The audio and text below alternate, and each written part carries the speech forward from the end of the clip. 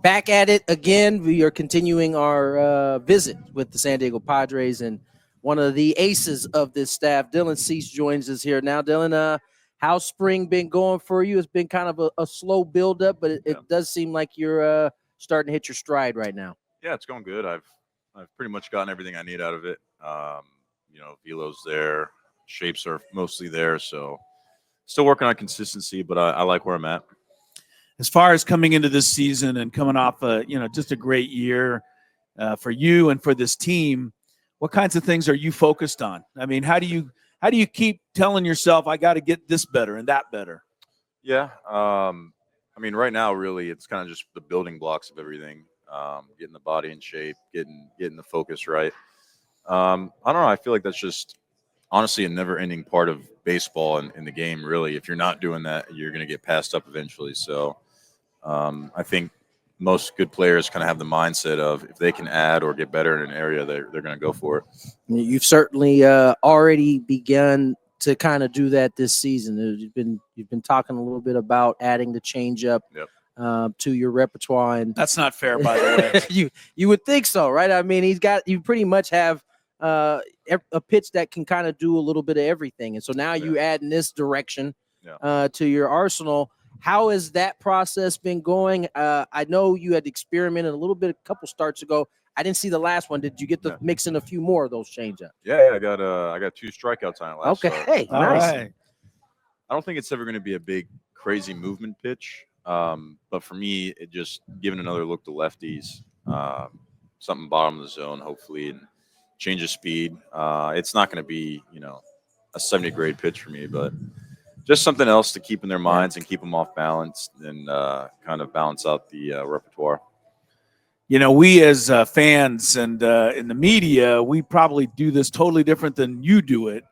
But during the offseason, your name keeps coming up. I don't know that any of it was even remotely true. I don't know. I don't either. Right. How do you couch that, though? Or do you just read it and move on? I mean, because it's got to stick with you a little bit. No, I'm pretty good at just staying focused on trying to get ready. Like the game's hard enough as is. If you're going to add any extra baggage in an area, it's not going to be beneficial. So really, I just want to be good at the game, provide value, execute, win, and that's mainly just what I focus on. So all the other stuff is sort of just there, and I just ride with it. I have no power of any kind, but I just want you to know that I was among those who said, don't even think about trading Dylan Cease, please. Oh, thank you. You're welcome. Dylan, let me ask you. I mean, this is as you continue to clock these different spring trainings. Yeah. From the time you were a rookie to now where you are in your career, is there anything different for you? I mean, you come into spring, you're a well-established big leaguer at this point. How do you come in? Is there a difference than how you have come in the past now, this spring training? Yeah, I think in the past, a lot of times I would be, my first pen sitting 99 and right. Not that I wasn't ready to go, but amped up from the beginning where I'm allowing myself to have more of a build-up and more of a, gradual build-up. Yeah. But honestly, it's funny. I don't really come in like with the mindset that I've made the team, and I don't, I come in not nervous isn't the right word, but it's like, I got things to work on, and I got, basically I need to improve every day, every week. There's a timeline to it. Yeah, there's a timeline to it. It's not like a vacation by any means. It's like we're building up. We got things to do. I don't really feel like I'm just, I made it. I can just kind of coast by any means. Michael King yesterday was named the opening day starter, and he was quick to tell all of us that the first person to congratulate him was Dylan Cease. And, I think that speaks a lot to the relationship you guys all have on this pitching staff. Just talk a little bit about, rooting for each other and how it works here in San Diego for you guys. Yeah, I mean, it's, the team camaraderie is a big part of it. We all enjoy each other. I think we feed off each other. And at the end of the day, we want each other to succeed. So he's nasty.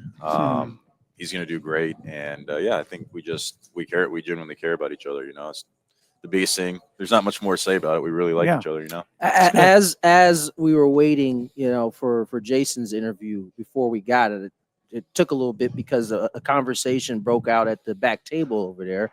and it looked as though there was a conversation about the ball and how it was moving. And I know I caught a conversation earlier in camp between you and Darv over there. Yeah. How often do these random pitching conversations pop up with you guys? Because you guys are all very cerebral pitchers, and I imagine, and you guys all love the game. So how often do those type of conversations break out?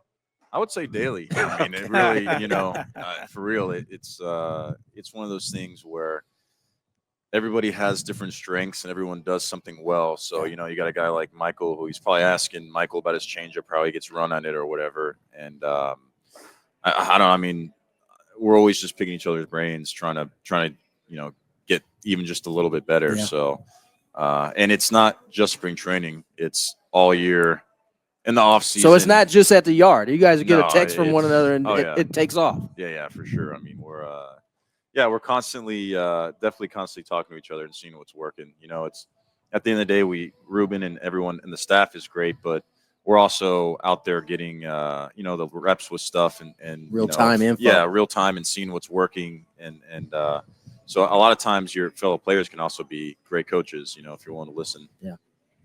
Dylan, July 25th, last year, I mean, I don't want to say everything changed, but when you get a no-hitter at the big league level, that's such a great accomplishment, especially for this organization.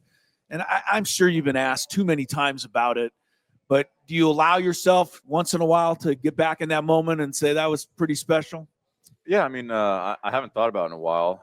Every once in a while I'll throw up on YouTube and enjoy it. Oh, really? Okay. Yeah, no, it's definitely special. I just feel like there's more to do, so I don't hang on to it. I'm sure when my career is over towards the end, it's gonna be one of those where I'll really, really harp on it. But right now, I've kind of just let it go. But it is one of those things that's extremely special, and I love talking about it. So anytime you guys want to bring it up, okay, good. Go into detail. We can do a full podcast about it if you want, as long as you want. Dylan, let me ask you before we let you out of here. I mean, you're 7, I believe, for you. Does Dylan Cease have a goal that he sets or goals that he sets for himself every year, really no matter the circumstance? Yeah, I mean, one of the biggest ones for me is taking the ball every 5 days. Other than that, there's a lot out of my control, but if I do that, I know I'm doing a big part of it. Obviously, you want to have quality with quantity. So I don't have any numbers per se. It's more just focus, preparation, make sure all that's good, and then show up and compete, really. And I just last thing, because I remember when we first had you on, when you first got here, I silly, but I asked you about your mustache, and you said, well, that's what I got for now, but don't be surprised if I go somewhere else. Got the beard this spring. Yeah. Do we know where we're going next, or is it just kind of happens as it happens? We'll see how it performs. Okay. Of course. That's what if it's a good what he said. Yeah. If it's a good start to the year, it's hard to change things up. Okay. Now I do get bored fairly easily, unfortunately. So if I'm just going and things are going well, but I get bored, I could go clean shaven. I go mustache. I can cut my hair. It's I like to just kind of go with the flow. It's a fluid situation. Very fluid. Well, Dylan, we appreciate your time, man. We know you got to get in there for this meeting. Good luck to this for this season, and much health, 100% health. Thank you, sir. Appreciate you guys. Dylan Cease, ladies and gentlemen.